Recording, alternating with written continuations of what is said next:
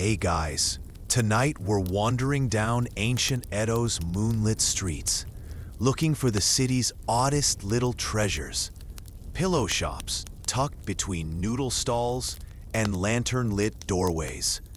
It's just after dusk, the sky shifting to a deep indigo, and paper lanterns are flickering awake in 1,000 doorways, glowing like sleepy fireflies. Somewhere nearby, a cat tiptoes over a rainpipe, and the evening air carries soft incense, roasted chestnuts, and a faint whiff of unfolding tatami mats. Edo, what you might call Tokyo today, is a city of secrets, and tonight, you're not a tourist. You're just another gentle soul, wrapped in the hush and murmur of Edo nights, drawn, maybe by fate, maybe by curiosity, toward the curious trade of pillow makers and the nighttime habits of the samurai. We'll be honest, you probably wouldn't survive this place for longer than a day or two, thanks to the city's bewildering alleys, questionable water, and distinct lack of flush toilets. But tonight, we're both invisible and completely safe, able to travel and explore as you please, guided only by the sounds and scents of Edo, drifting through bamboo blinds. So, before you get comfortable, take a moment to like the video and subscribe, but only if you genuinely enjoy what I do here. And indulge me. Drop a comment with your location and local time. Seriously, I love seeing where these sleepy journeys end up on the map. Now, dim the lights, maybe turn on a fan for that soft background hum, and let's ease into tonight's journey together. You walk, a little slower than usual, letting the night pull you forward. Every step breathes out an old, damp scent from the wooden boards beneath your sandals. On your left, a noodle vendor splashes dashi into his pot. On your right, a grocer's window glows with lantern light and glistening pickled plums. The city is alive, but muffled, as if a layer of mist has smoothed the edges of every sound. As you make your way through twisting lanes, you can't help but wonder about the hidden lives inside these wooden houses. You imagine the shopkeeper smoothing the pink fabric of a new kimono, the temple scribe breaking the brittle wax seal on a letter from Osaka, the children already dozing under threadbare blankets in sleeping nooks behind rice paper screens. There's an alluring stillness to Edo at night, a city softly catching its breath from the commotion of the day. The lamps that guide you are painted with tiny chrysanthemums, their stems swirling in gold and indigo, and you let your fingertips brush the air beneath their gentle warmth. There's always the risk, as you wander here, that you'll lose yourself in a cul-de-sac of the past and drift endlessly among shadows and shrine gates. But tonight, time stretches out and curls around you like steam from fresh mochi. You turn a corner, and the gentle drone of the street softens, muting to a heartbeat hush. A clever fox spirit might be hiding here. Stories say there are always supernatural creatures slipping from alley to alley, looking for unwary travelers to lure away. Maybe you feel a tingle at your neck. Maybe you just smile to yourself. No foxes tonight, you think. Just pillows. Down a quieter lane, you smell toasted soybean flour, then the green, almost grassy scent of split bamboo. There's a narrow shop with a sign painted in careful brushstrokes, Makura Ya, pillow maker.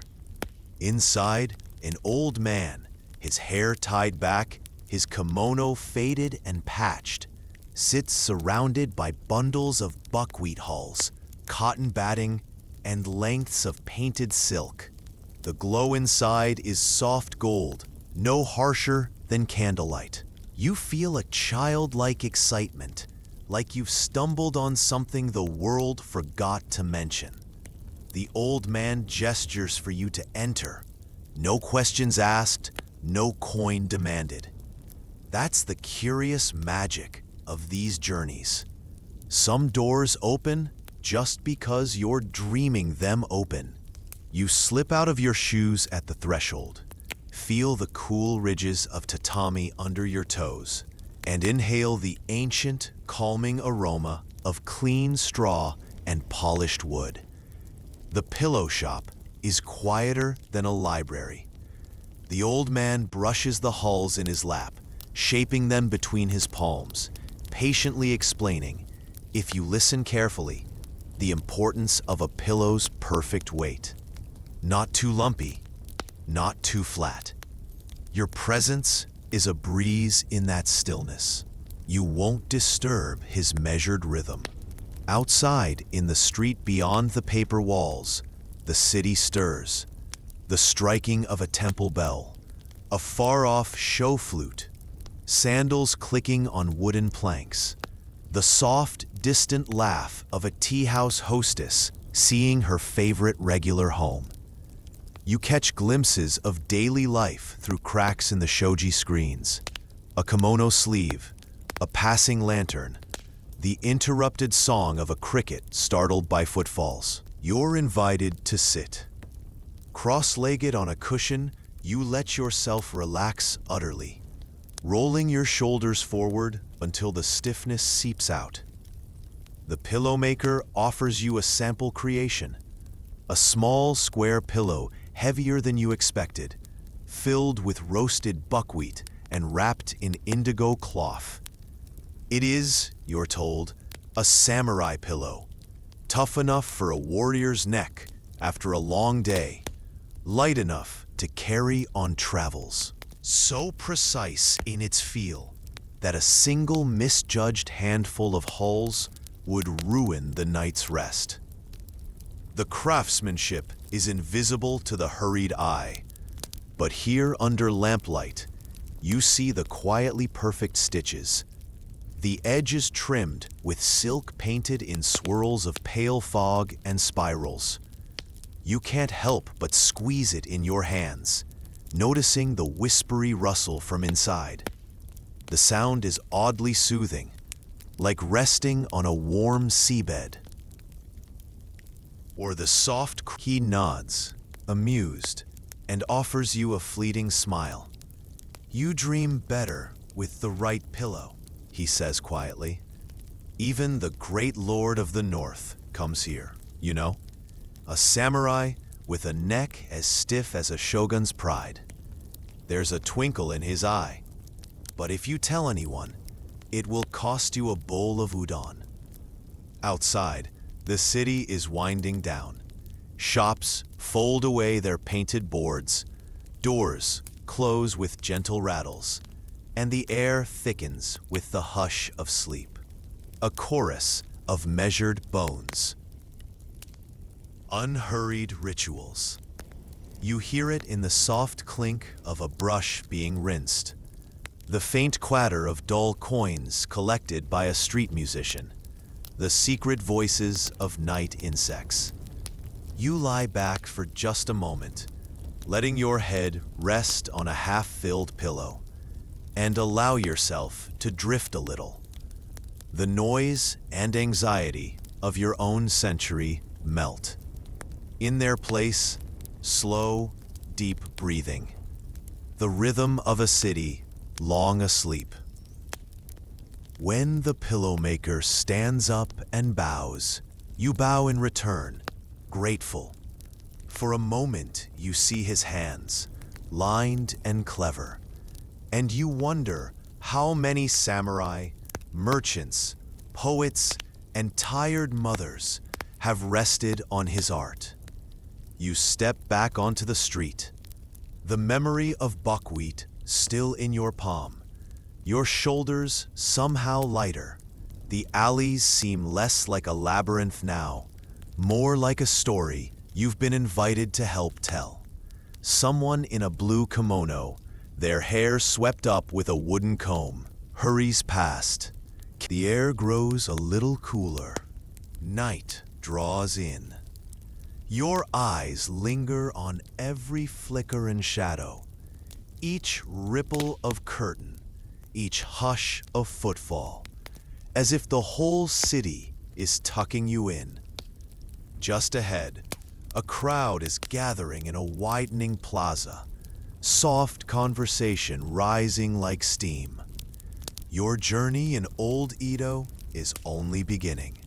You follow the coppery glow of lanterns out into the night. But the memory of the Makuraya lingers, a sense of peace from straw, cloth, and the slow stoicism of a craftsman's hands. Edo's alleys wind and unfurl like ribbons, drawing you forward, deeper into the city's shadows and pools of light. Every scent shifts and collides. Dried kelp at a fishmonger's door, the faint tang of persimmons, achingly sweet.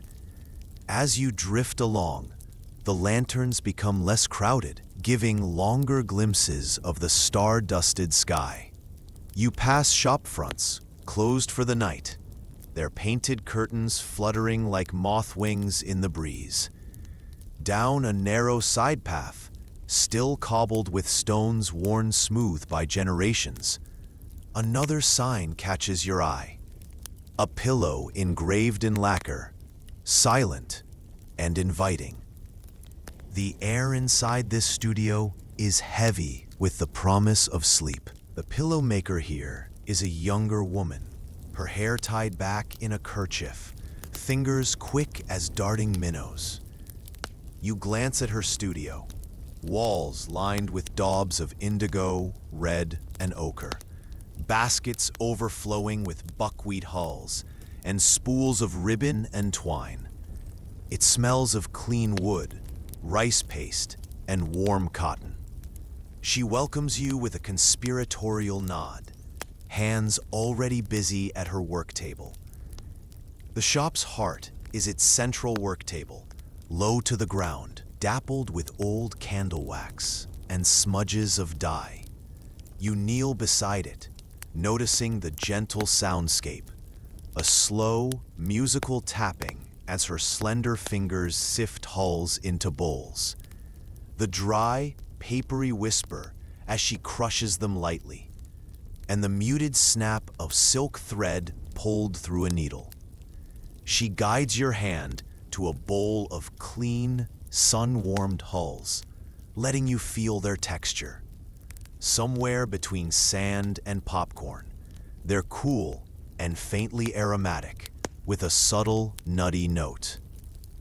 Every pillow, she tells you softly, remembers the hands that made it. You try your own hand, lifting a small scoop of hulls and trickling them into a waiting cotton case. You find yourself reverting to childhood rituals, the gentle focus, the repetitive rhythm, the calm. The craft is a peaceful rebellion against Edo's chaos. The woman shows you how to test the hulls for perfect dryness. She pinches them between her teeth and listens for a delicate snap. Too damp, and the pillow molds in the summer, she whispers, grinning. Too dry, and it rustles like a paper kite. Your senses sharpen, the soft scrape of her knife slicing open a seam, the satisfying tug as she knots thread with a deft flick. Every step is patient, quiet, intentional.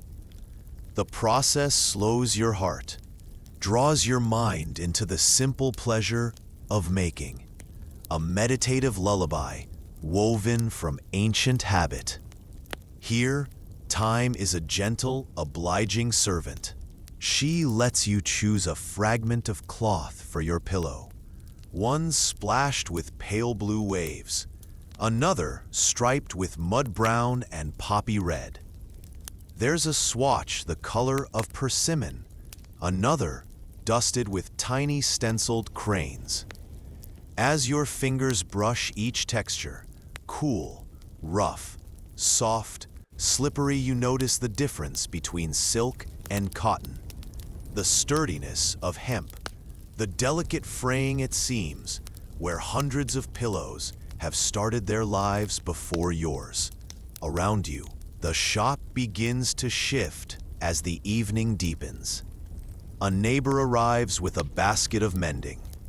A faint conversation in clipped syllables hums from behind a screen, and the pillow maker's cat sunbathes in a square of lantern light, lazily stretching its striped paws toward you.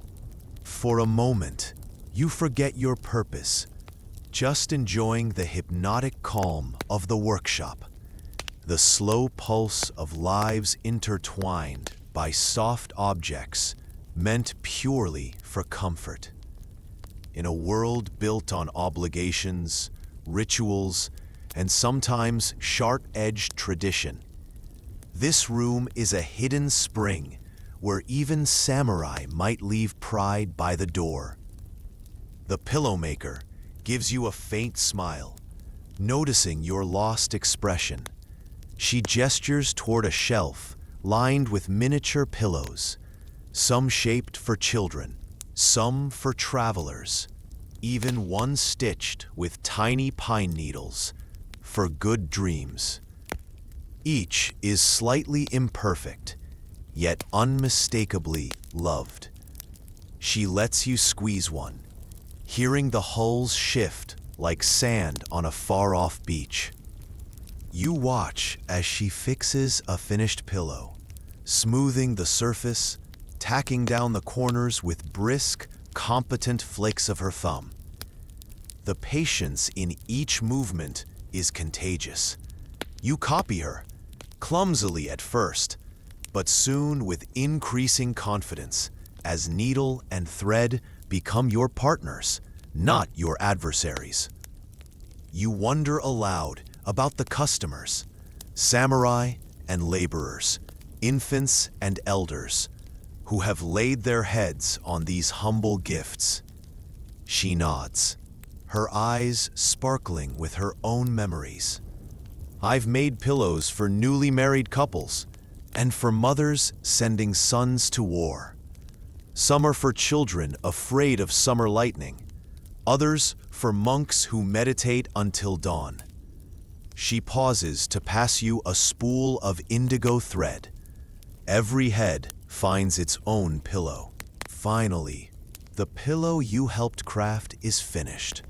A little lopsided, perhaps, but profoundly yours. The pillow maker allows you to rest your head on it for a moment. The results are immediate. The weight is perfect, the sound soothing, and if you close your eyes, it almost feels as though the city beyond the walls is resting alongside you. The craftsman's world has become your world for a passing moment. A world where comfort is holy and the smallest arts matter most. Outside, the cooling night waits, filled with new scents and stories. Refreshed and smiling, you thank the pillow maker, bowing deeply with a quiet gratitude that lingers in the small muscles of your shoulders and the evenness of your breath. She waves you on, her needle picking up another seam, the soft sounds of careful hands following you as you slip back out into Edo's gentle darkness. You cradle your handmade pillow, a little warmer from the touch, a little heavier with the memory, ready for the next chapter of your midnight wandering. Out in the night, you cradle your new pillow beneath your arm, a talisman of softness, a tiny piece of craft stitched with the hush of careful hands. The air is cooler now, Overhead, the lanterns sway like gentle moons, flaring and dimming in the shallow breaths of evening's breeze. You wander without hurry, letting Edo reveal itself step by slow step, as if the city itself is exhaling, inviting you deeper into its secret, sleepy embrace. What some might call the graveyard shift in your own time might be the city's most magical hour here. Edo's nighttime market is waking up, unfurling across a plaza where the last pink of sunset curls away behind latticework eaves. You notice the shift not from noise, but from a soft, swelling chorus of new scents. The roasting of yams, the fresh flash of river fish resting on beds of crushed ice, the faint, comforting punch of grilled scallions, and the sweet tang of something almost familiar. Perhaps it's mochi, hot and sticky with syrup. You nearly float, carried along by the gentle bustle. Every stall glows with candle or oil lamp, painting the world in shifting watercolor. Most vendors are already weary, their voices low, laughter soft. But the market is surprisingly alive. Small dogs and children dart in and out of the crowds. A storyteller in a conical straw hat spins monstrous tales with paper puppets. And further down, a blind biwa player plucks a tune so quietly, you hear its tremors in your ribs. It's a festival for the senses, but the tempo is soothing rather than loud. Everything colludes to hush the day's demands, letting tired minds settle into something softer. You pause by a confectioner's stall, shaped like a boat, piled high with rice cakes in neat, powdery rows. The woman behind the counter smiles, offers you a paper-thin sweet shaped like a sleepy crane, and presses your pillow with both hands as though blessing it.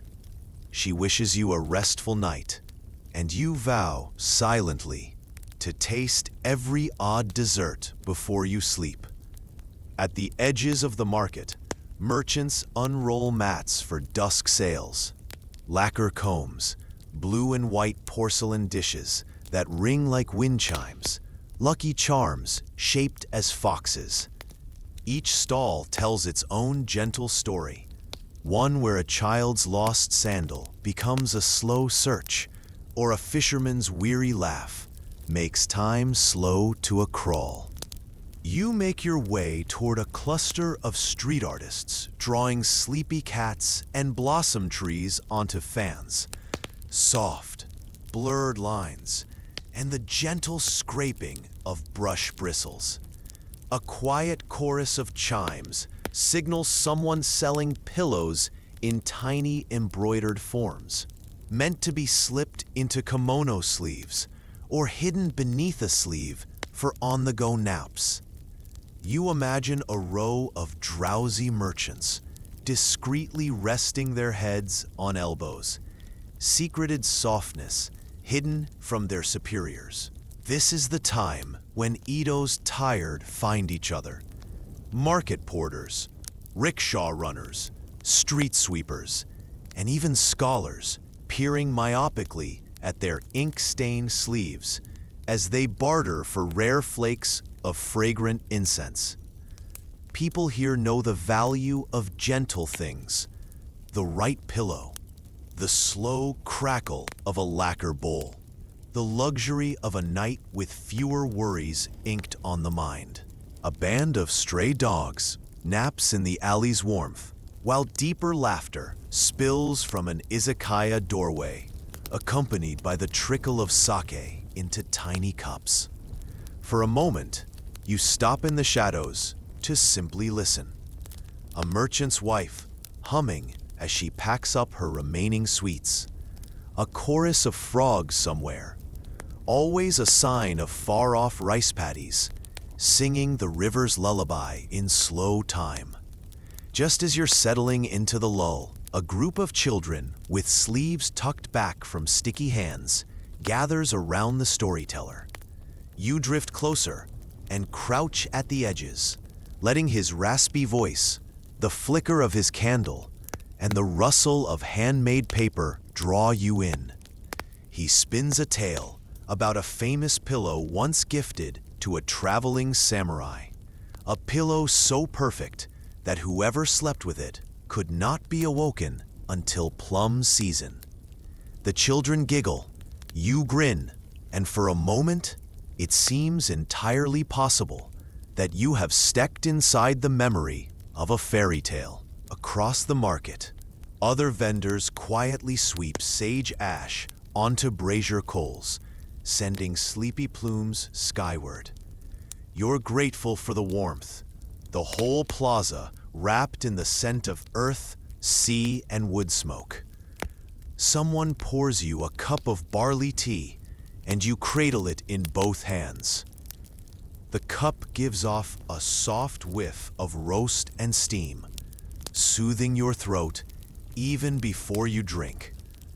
From above, a distant temple bell tolls, rolling low and deep across the city's rooftops. Its sound nudges everyone a little closer to bed.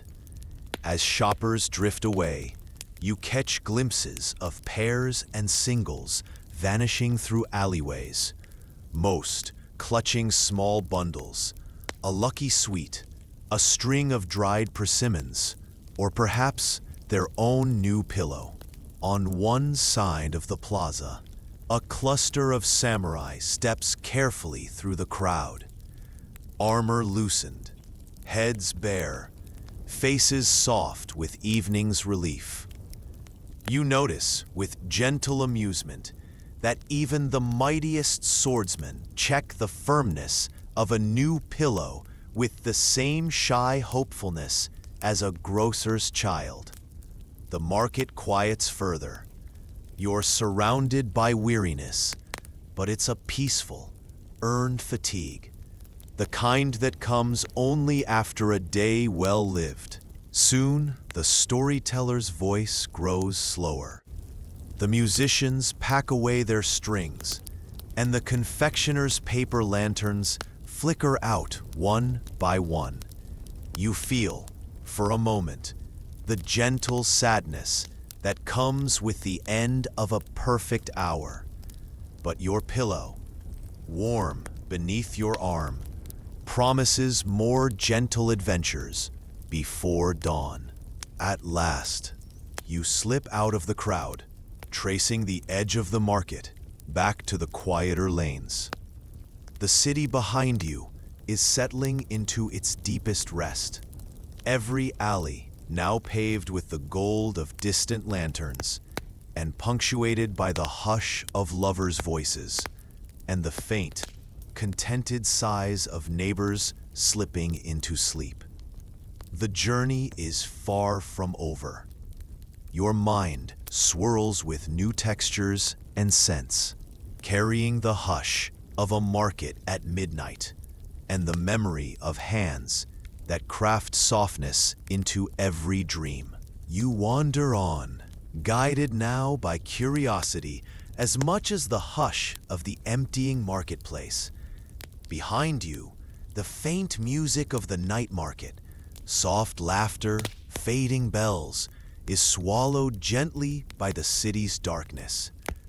Ahead, narrow lanes unfurl like quiet invitations, and you follow the trail toward a quieter, storied corner of Edo, where the mighty have traded their armor for soft shadows and sleepy peace. There's an old neighborhood here, known for its proud warriors and their peculiar habits.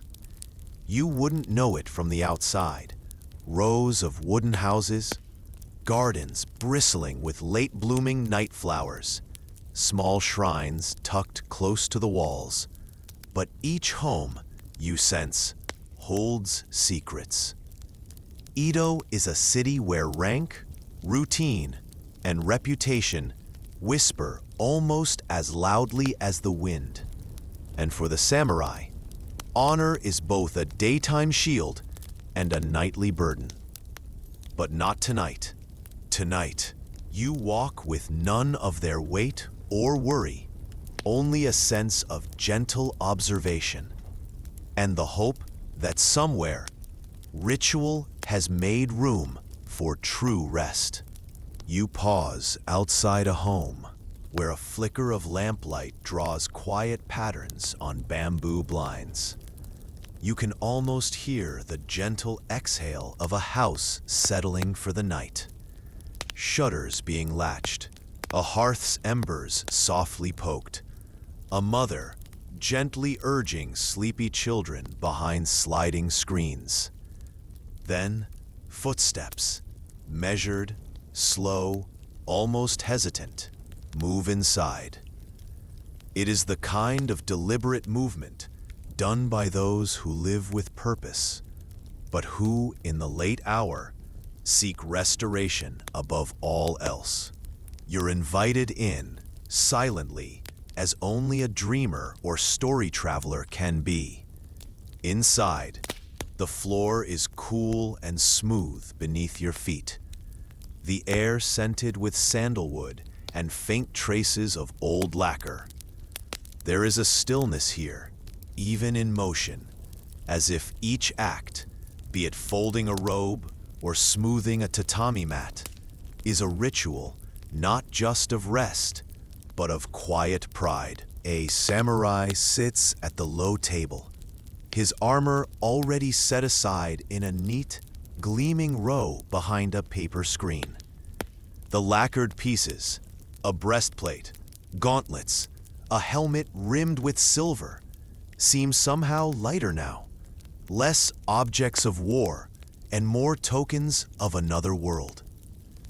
You sense a kind of reverence in the ordinary. Each layer removed reveals not just a warrior, but a person with aches, needs, and deeply human fatigue. His robe is plain, loosely tied, sleeves slightly askew, a softness allowed only after nightfall. In the corner sits his sword, carefully laid on a silk cloth, blade tucked away. No violence here tonight. The sharpest thing in the room is the crease in his pillow. He glances up, almost amused by your presence, an uninvited but agreeable witness. You watch as he sits, rubbing a calloused hand across the back of his neck. He reaches for a bowl of warm tea, inhales its grassy steam, and sips, letting the calm settle over him like a blanket. The air in this home is heavy with peace and a kind of gratitude for quiet evenings, moments when duty relents and comfort is not just allowed, but essential. The samurai moves to his sleeping space, a corner cleared on gleaming tatami. He lays out his bedding, a thin, padded futon, carefully smoothed, and beside it, a pillow, smaller and firmer than your new companion, but obviously chosen with intent. You notice its cover, dyed in gentle hues, embroidered with a discreet family crest.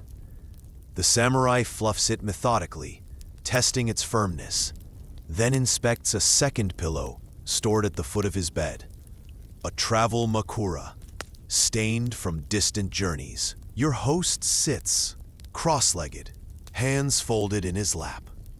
Before sleep, there's a ritual to honor the day that's past, a slow stretching of the shoulders, a murmured poem, a goodbye to worry at the lintel of the night.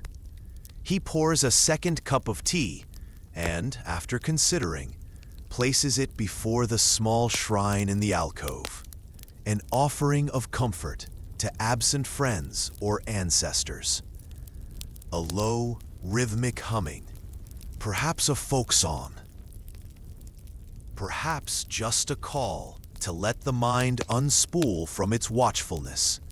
As the minutes unfold, His posture softens, the creases in his brow ease, and his hands, so used to sword and discipline, now coax the pillow into the perfect curve to cradle a tired head. Across the partition, younger members of the household ready themselves for sleep as well. You catch glimpses, siblings sharing a joke, a wife folding away the day's kimono, an elderly aunt laying out her own small, well-worn pillow.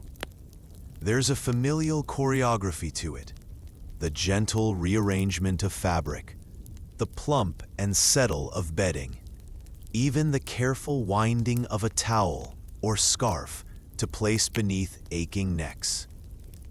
You recall tales from the market. Some samurai choose firmer pillows stuffed with millet or rice straw. Others prefer the crunch of buckwheat. The grandest may have silk pillows embroidered with gold, but most value anything that aligns the weary spine, soothes the neck, and promises an unbroken night.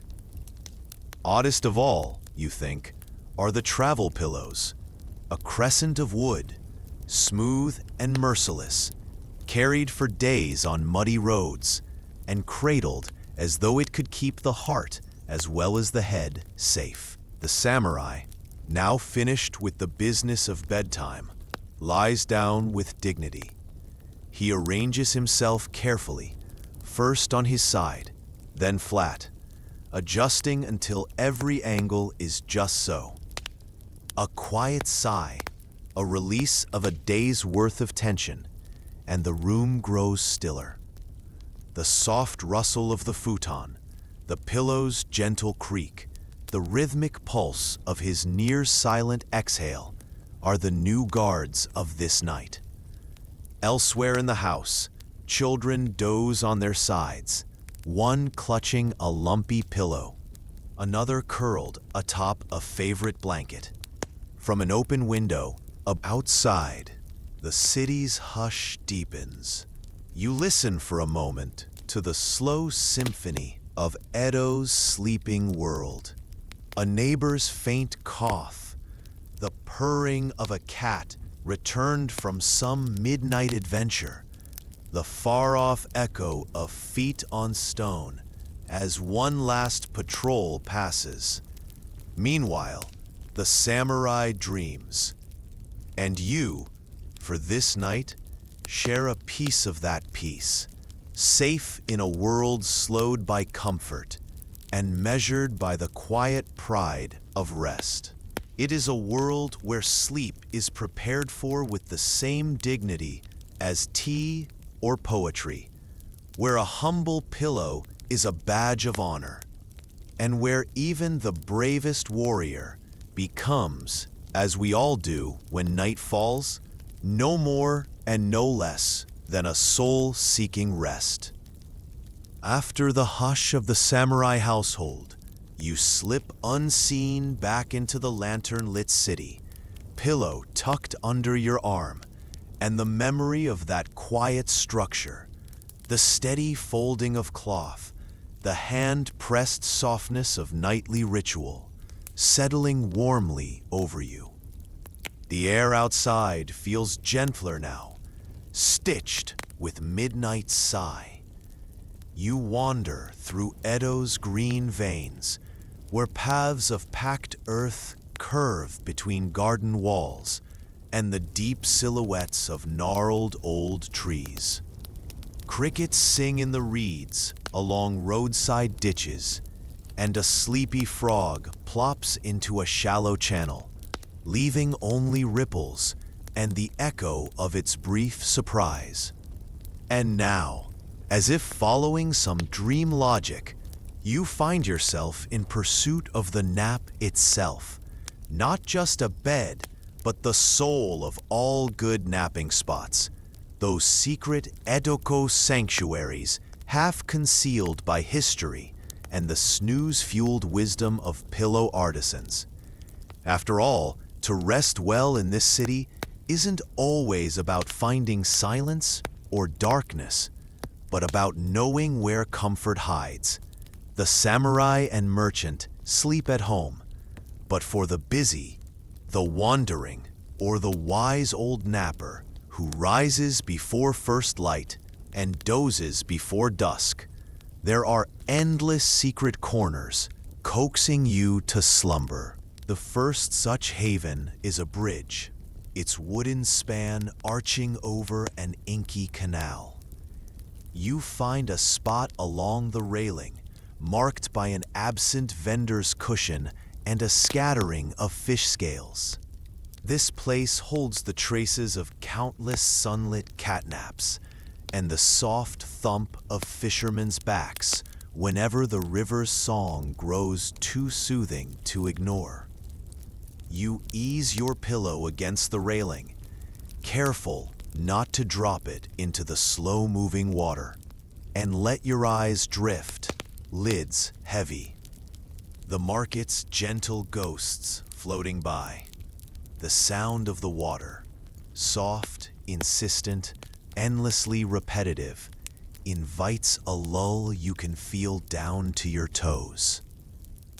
But you don't sleep here, not yet.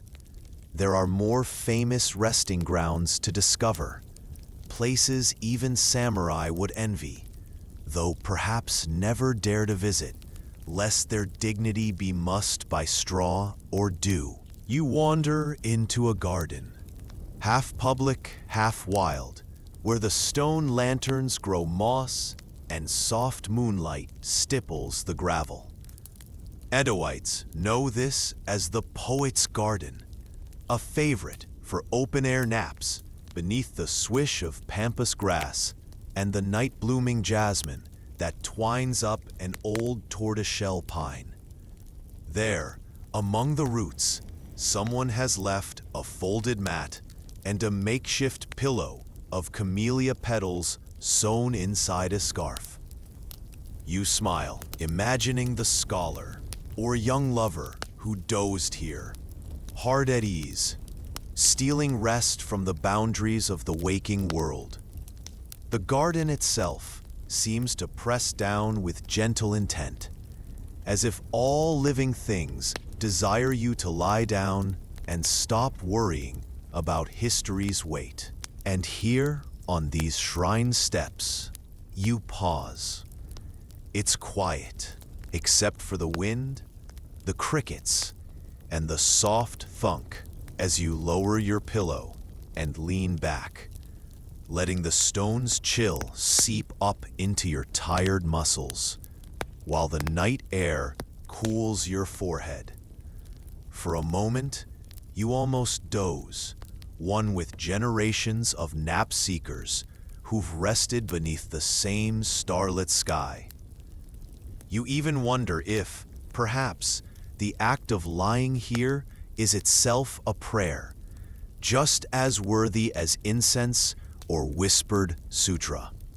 But a lantern's bobbing light down the hill calls you onward. You follow the light to the banks of the Sumida River. Here, boatmen's planks double as benches, and the riverside air, thick with mist and the scent of water lilies, encourages dozing in slow, drowsy intervals. Some future poet will write about the drifting nap on these banks, a sacred art among porters and ferrymen, so practiced that the difference between waking and sleeping blurs into a single, gentle breath. There are stories, whispered in sake shops, of the swordless samurai who risked ridicule by napping on river rocks, just to prove that comfort is the highest discipline. A tale retold to children and skeptical sword polishers alike. You pass a boat tethered for the night, its owner fast asleep, head resting on a pillow that's nothing more than bundled netting. Even the city's most vigilant watchmen pause for snoozes on crates, faces hidden beneath wide straw hats, tilted at just the right angle to convince passers-by they are simply deep in meditative thought. You grin. What a city that prizes a nap not only as a necessity, but as an art carved out of time itself. You too have been inducted into this slow-moving, unofficial guild of sleep. Your own nap spot, when you seek it, could be anywhere.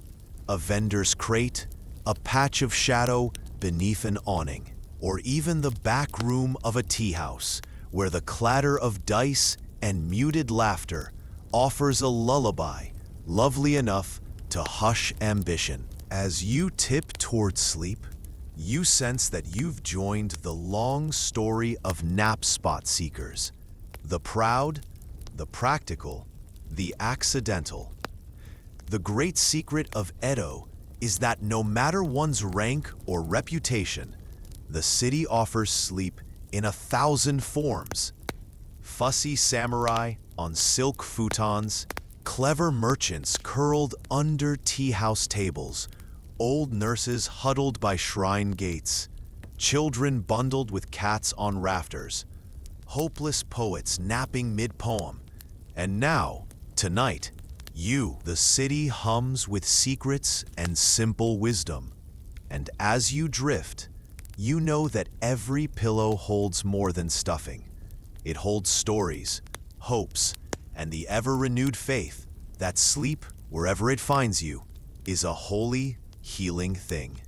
Dawn is only a rumor when you begin to stir, glimpsing the soft gray edge of morning, feathered above Edo's rooftops. For a moment, you lie perfectly still, listening to the hush that lingers before the city retrieves its clatter and clamor. The floor beneath you is gentle, your pillow an island of comfort among the currents of the waking world. A barely there draft curls in through wood lattices, nudging at the edge of your blanket. And every sound is magnified by the silence. The gentle pop of old floorboards, the almost musical hush of distant temple bells, and somewhere on the street, the cautious tread of an apprentice already hard at work. You move quietly, unwilling to disturb the sanctuary that night has spun over the bathhouse. Pale traces of incense drift through the air, wrapping every sleeping form, merchant, washerwoman, even the old man in charge of warming the morning water, in a shared reverence for sleep. Slowly, you gather your pillow, feeling its weight and warmth in your hands, remembering each stitch and feather, and how the shape of its stuffing, so carefully considered by its maker, seems to fit your own head just so, as though knotted by fate or dream. Outside, Edo is not yet awake, but waits, breath held, just past the threshold of dawn. The world is thick with the smell of dew and the faint, sweet aroma of sake lees from a nearby brewery. You step out into empty streets, just as the first fruit vendor kneels to set out his baskets, his own pillow rolled up with tonight's dreams and slung across his back among the turnips and early season plums. As you wander, the city changes. The early workers appear one by one, like careful ghosts. An old woman in a patched kimono unlocks the door to a shop. A pair of children run errands for sleep-eyed parents. A postman, on his first round, pauses just long enough to retie his sash. Each nods or bows or simply shuffles by, sharing in the ritual of waking up. There's a camaraderie to this gentle hour, everyone soft with drowsiness, the world muted, still gentle, a little marvelous. Your day's path is pulled not by duty, but curiosity. you find yourself drawn past a row of homes where the windows glow with the gentle ochre of lamplight. You catch glimpses through half-open shoji screens.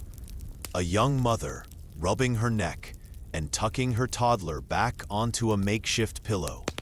A scholar sprawled over his desk, head resting atop his notes. A craftsman's hands shaping a new pillow. The clatter of buckwheat hulls quietly rhythmic, like rain. She offers you a cup of tea while recounting a string of quiet triumphs. A feisty samurai whose back troubles vanished after switching to millet-stuffed pillows. A poet who claims his dreams grew more wondrous once he upgraded to a hand-embroidered makura. Even a local innkeeper whose grumpiness ebbed when he learned the secret of propping a second pillow under his knees. There is, after all, no shame in needing more comfort than one's ancestors might admit. As you sip your tea, noticing the steam curl, the flavor lingering like the final lullaby of night, the pillow maker brings out her prize. A pillow meant for those who cannot decide between dreams and duty. It is half filled with fragrant herbs and half with barley hulls, tender on one side and grounding on the other. She laughs, calling it the no regrets model, good for either a nap or an all-night haul of bookkeeping. She lets you help for a while, your hands lost in the strange satisfaction of shaping and smoothing, the giving in of fabric, the murmur of running stitches. The act is oddly meditative, like embroidery or combing river pebbles. Your breathing grows slower, heart lighter, made more present by the simplicity of the task. You think with a touch of regret of your own world, of the slapdash, mass-produced pillows stacked in stores, whose making no one remembers, whose fluff is more mystery than comfort. Here, you know the story of every pillow, and every pillow, in its way, knows the shape of a human dream. Later, you step back into the waking day, carrying not just a pillow, but the slowness of midnight. Edo is alive now, although not hurried. A line of delivery men dozes on the stairs outside a tea house, watched by an amused apprentice who wonders aloud, as if to the clouds, why the gods made waking so much harder than sleeping. You find yourself grinning, pillow hugged close, imagining a world where it's socially acceptable to nap anywhere, at any time, and every nook is curated by expert hands. You pass along the riverbank, where a group of children, hair still wild from sleep, play at being samurai. One falls theatrically and announces he must rest, flopping onto a patch of grass and folding his sleeve beneath his head for a pillow. Nearby, a young woman reads poetry to her grandmother, while both recline on new makura, and two elderly men play Go in companionable silence, both with heads resting on travel pillows plucked from battered satchels. Everywhere are tiny rituals of waking and returning to rest. The spirit of the city, you realize, is not shaped by its grand palaces or loud proclamations, but by its quiet accommodations. The extra cloth underneath an aching back, the careful turning of a pillow to the cool side, the universal, unashamed delight in comfort. You continue onward, steps lighter, passing rows of sun-drenched paper lanterns, now pale and fluttering in the morning light. The world around you moves with measured intent, as if everyone, samurai, merchant, craftsman, child, knows what you now know. The night's gift endures, stitched into every gentle ritual, every pause. This is Edo's real wisdom, passed from pillow maker to dreamer, from elder to apprentice, from the hush of midnight to the dazzle of day. You wander through Edo as the light begins to mellow, slipping from the golden afternoon toward the first indigo tones of evening.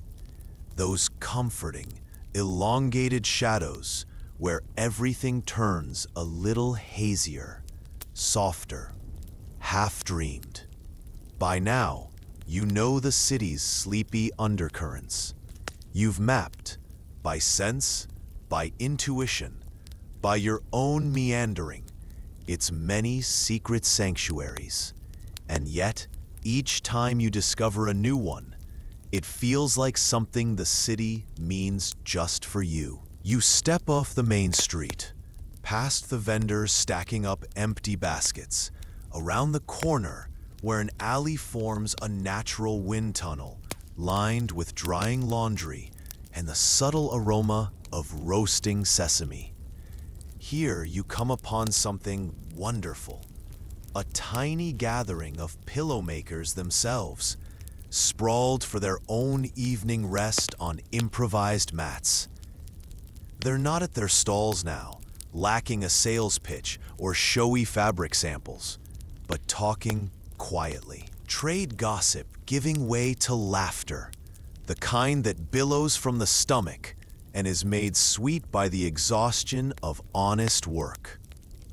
One pillow maker, her hands like driftwood, but with a needle's precision, waves you over, as though it's not strange at all that you, an outsider and dreamer, should join their ranks.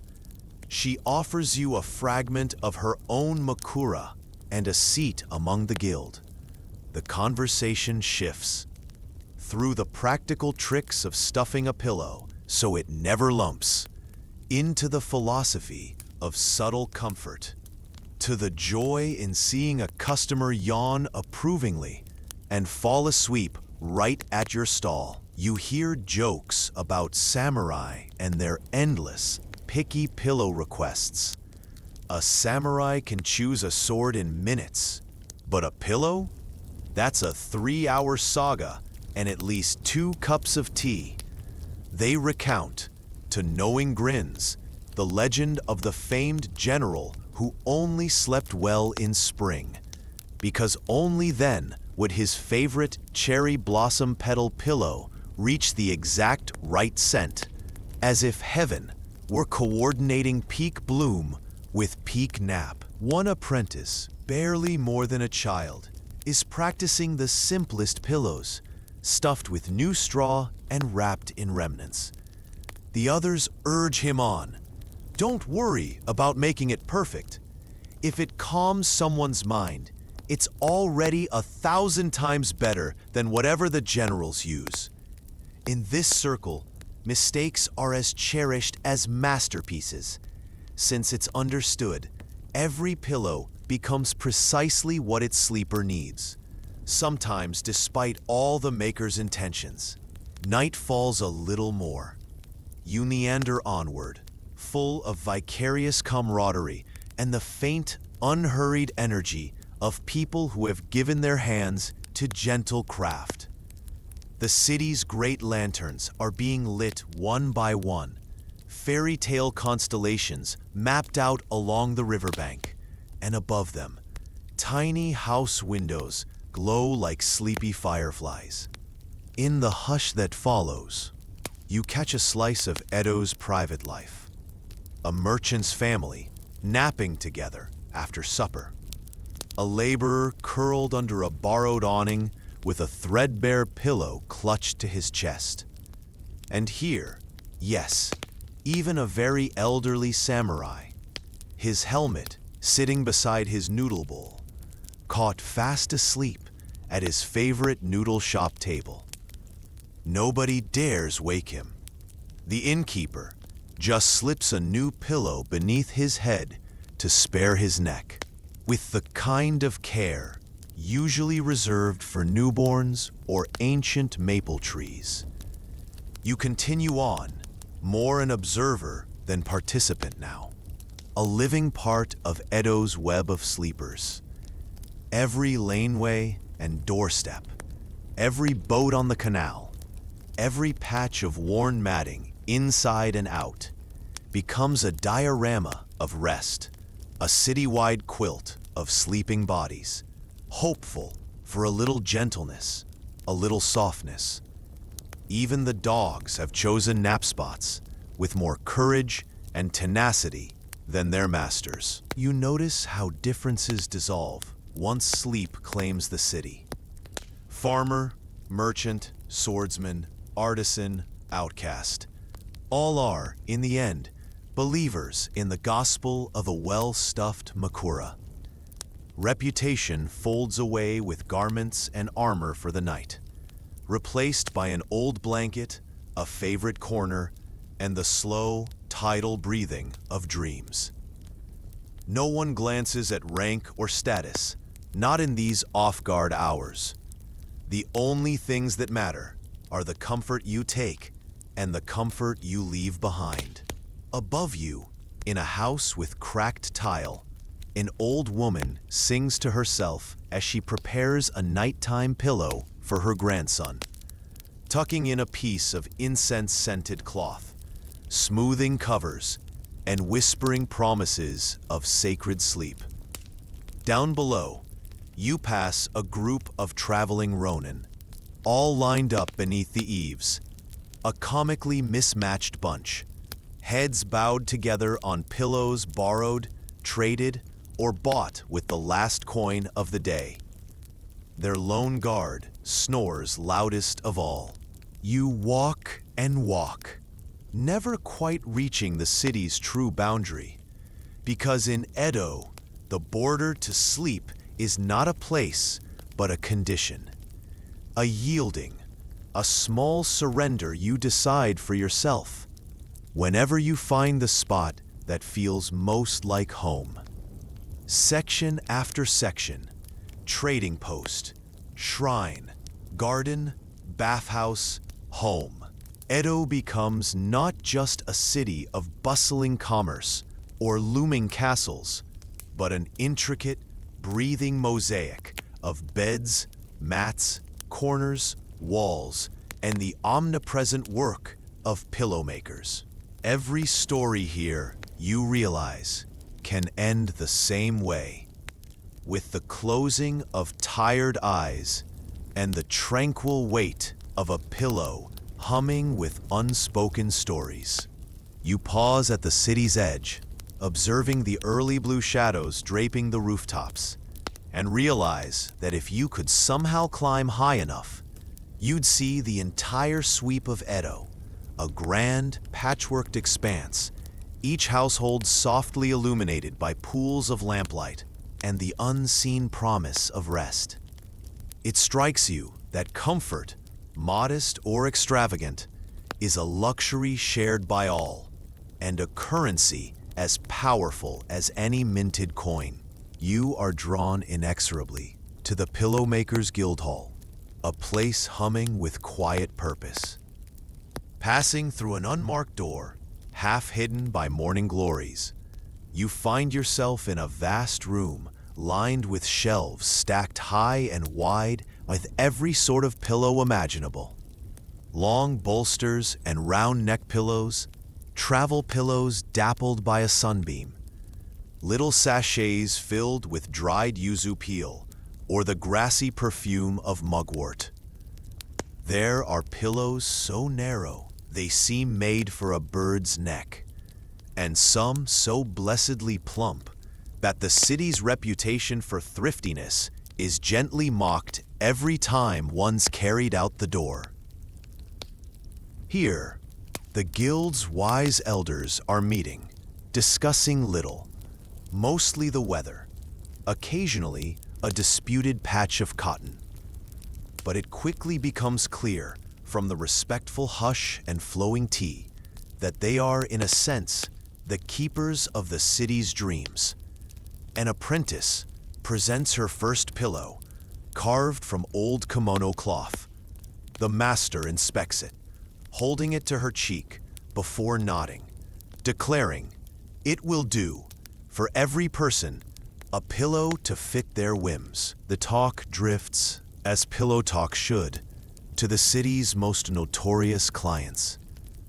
Every pillow maker has known the terror, hushed in funny, reverential tones, of creating the perfect pillow for a visiting daimyo, a soft-hearted opera singer, or the local priest with infamously intolerant skin. There are whispered tales of samurai unable to rest unless their pillow is chilled with mountain stones, of courtesans demanding their makura infused with the scent of 6 flowers, or the eccentric foreign trader who once requested his be filled entirely with roasted tea leaves. You are welcomed into the ritual of pillow testing, where every candidate pillow, no matter how grand or humble, must be trial rested by the guild.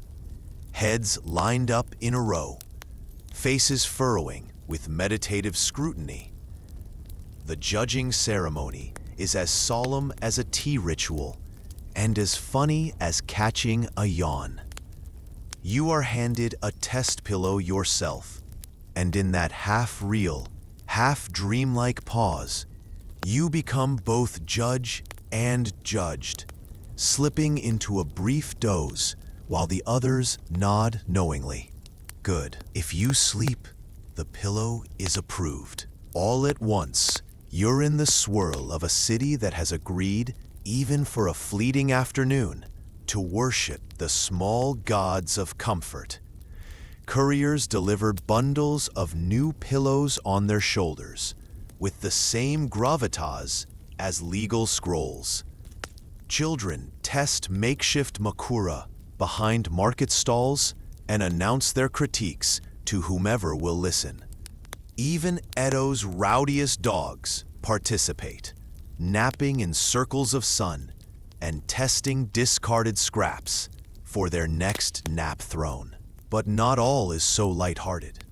There's a seriousness here too, a reverence for the symbiotic exchange between labor and ease, between the hands that sew and the heads that dream.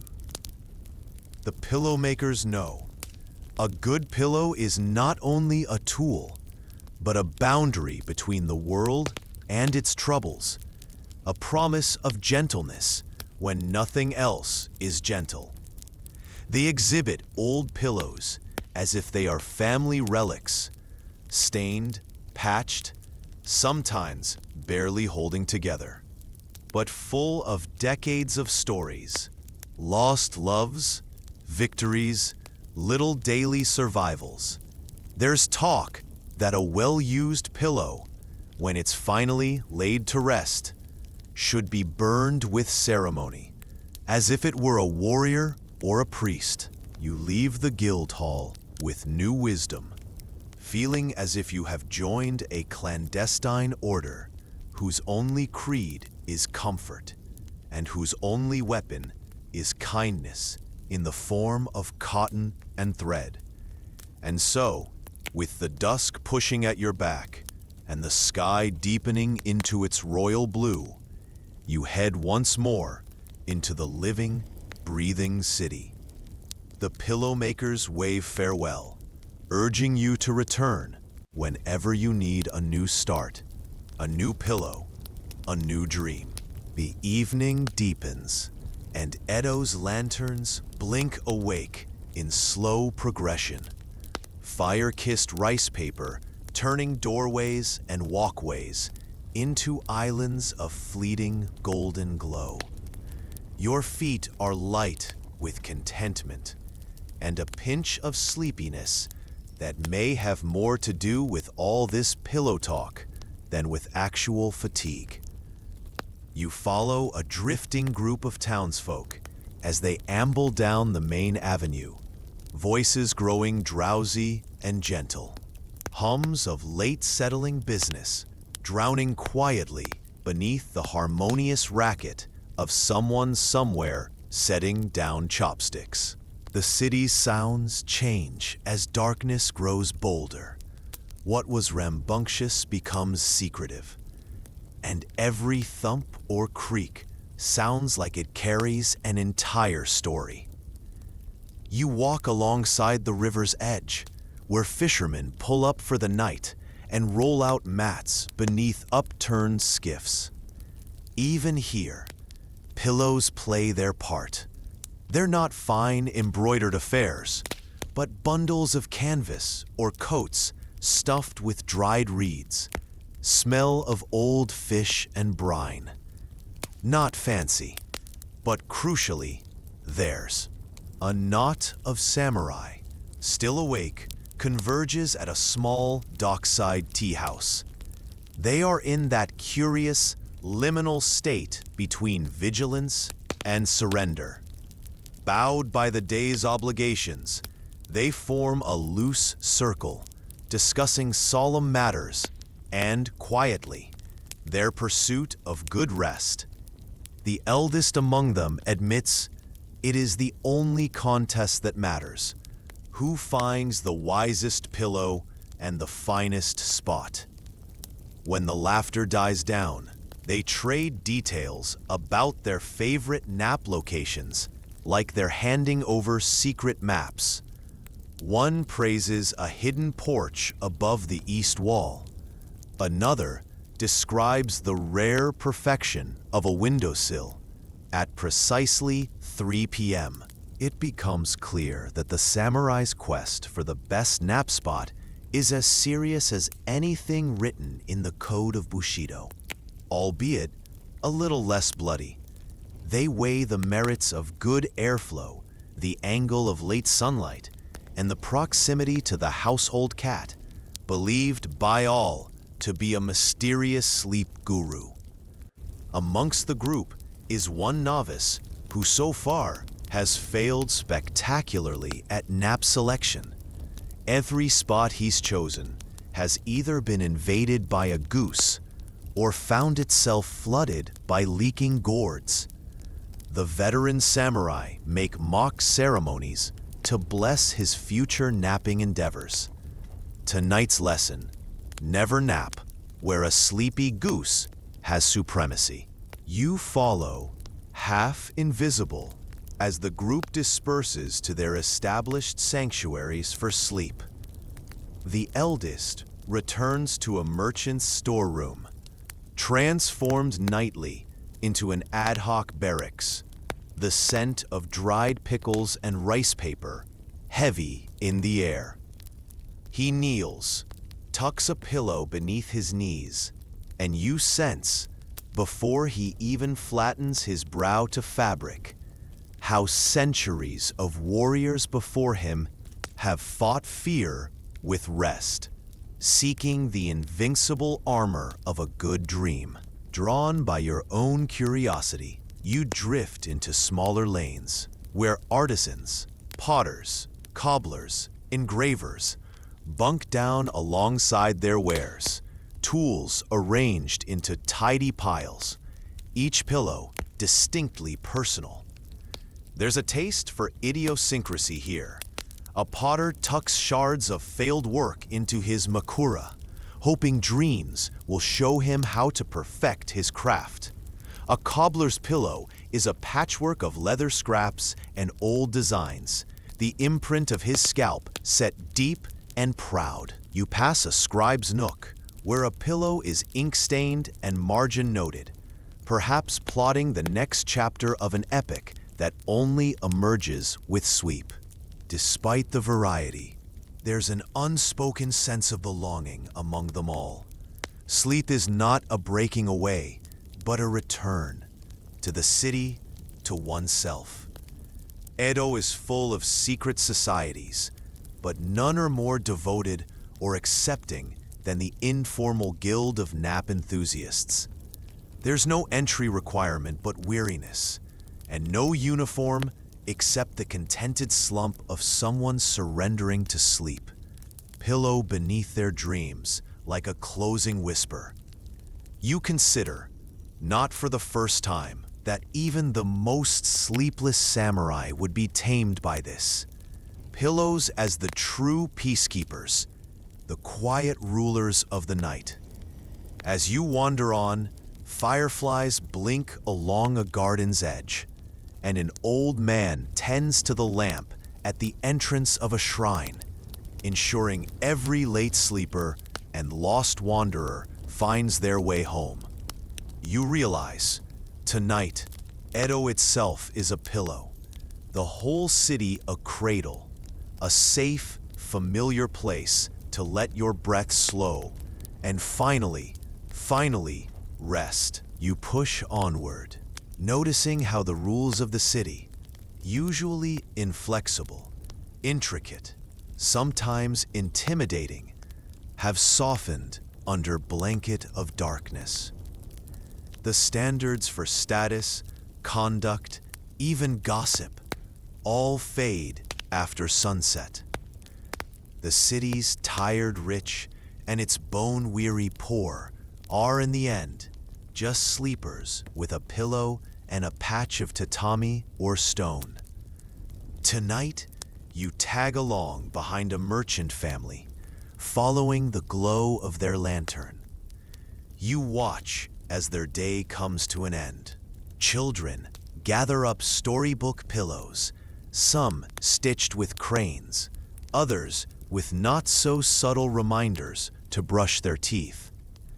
Parents meticulously fold bedding, placing each pillow just so. You sense a quiet pride. No one can dictate many things in a household, but the pillow, that's personal. A child, not yet able to speak, tries to arrange her own, fussing until every corner is just right.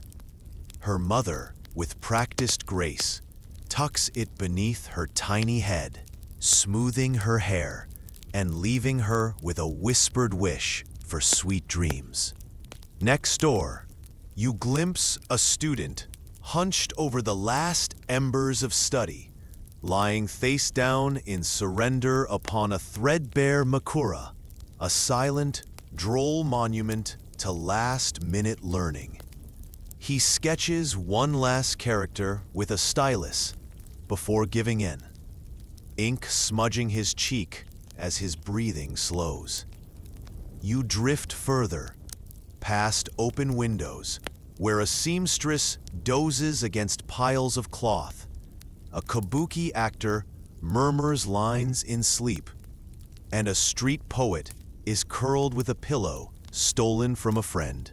You peer through the lattice of a scholar's home as he arranges a pillow carefully beside his desk, crafting a ritual as precise as any calligrapher's stroke. Pillow straight, inkstand closed, favorite book tucked beneath for luck. When he finally surrenders to the night, you notice even his dreams must carry footnotes. Sometimes, there are customers who arrive in the middle of the night, desperate, insomniacs seeking solace after too many battles or intrigues. For these souls, a pillow is not a luxury, but a last defense. Sleep, after all, is a passage to tomorrow. Street cats stretch on temple steps, owners having long since drifted away, their absence absorbed by the creature's confidence in finding warmth wherever they please. You marvel at their wisdom, then notice, all over Edo, there are centurions of comfort, grannies who lend pillows at festivals, busy aunts who hoard sachets for guests, uncles who boast of the nap spot no one knows but me. And all along the river, as you walk, are boats bobbing slowly, their passengers asleep with heads pillowed on fishnets, unbothered by anything but the softness of the night's hush. Through all of this, the city's heart beats slow, steady, and gentle. You know, Stories and dreams are stitched into the very seams of a pillow. And tonight, you are wandering inside one of those dreams. As the true midnight hour arrives, Edo settles into its rarest, softest silence. Only the wind and crickets carry on, as if the city itself has squeezed down to breath and heartbeat alone. You wander through these deeper reaches, becoming more observer than participant, nearly a phantom yourself as you slip past lantern-lit corridors and half-closed shopfronts. You linger at the grand gates of a warrior's estate. Here, the last light has flickered out, and the only movement is a servant carefully stacking away unused makura so that no wayward spirit or stray tomcat can claim them before dawn. He is not alone. The eldest samurai's widow appears at the balcony above, straightening a line of pillows laid out to honor her late husband's favored sleeping rituals. Tradition still clings to these walls, echoing quieter than usual. Each pillow a memento, each spot a respectful nod to absence as much as presence. You pass an alleyway and see through a gap in a fence a tapestry of ordinary life. Women gossiping beneath a shared blanket, a traveling actor revisiting lines in a dream, a novice monk counting breaths with bead in hand and makura under head. Even a horse tethered nearby slips into drowsy stillness, head slumped against a feed bag turned pillow, only slightly less luxurious than a daimyo's. It feels as if the entire city is draped in an immense comforter, stitched from kindness, fatigue, and the secret music of pillow makers' hands. Edo knows that the only vigilance now required is for comfort itself, to guard it, protect it, and to pass it along. You find, in the gentle exchange of sleep, the truest form of democracy, for in these moments, everyone is welcome, everyone is cherished, and every pillow is a passport to another, more forgiving world. As you close out your journey, a rooster crows preemptively, half dreaming himself, and hardly convincing anyone of the coming morning. The night isn't done. There are more breaths to slow, more shadows to admire, more comfort to be gathered before dawn.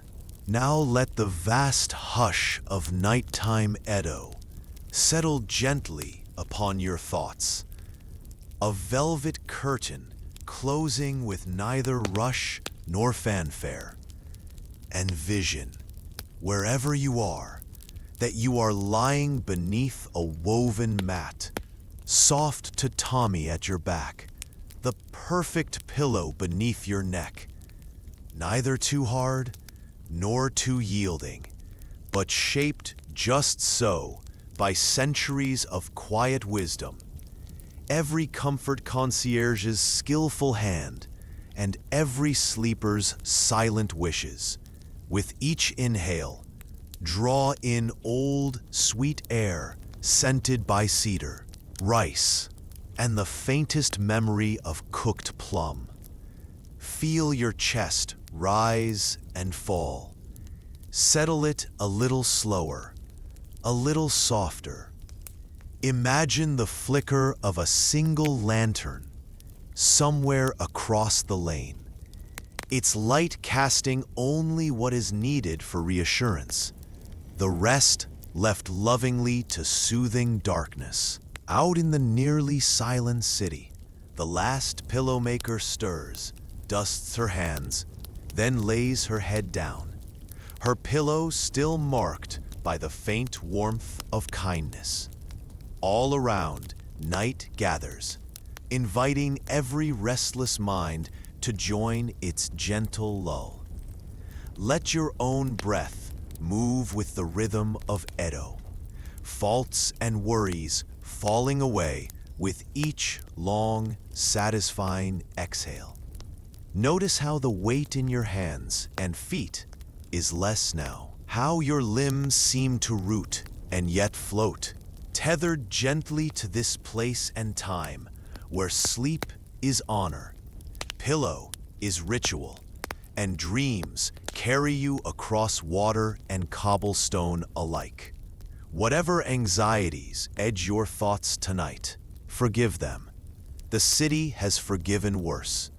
And imagine instead a cool breeze drifting through silken screens, bringing only comfort and endless possibility. The world grows heavier, quieter with every heartbeat. Even your thoughts grow lazy, stretching and curling somewhere out of reach. Trust that you are safe here, that you are honored simply for resting. The city keeps its silent promise. Always another night, another story, another spot for your head and heart. So let yourself drift. Notice the way your breath slows, lapping easy and warm as tide across the bay. Know that in this gentle version of Edo, no one is alone. No comfort denied, and every pillow is the first step toward dreaming.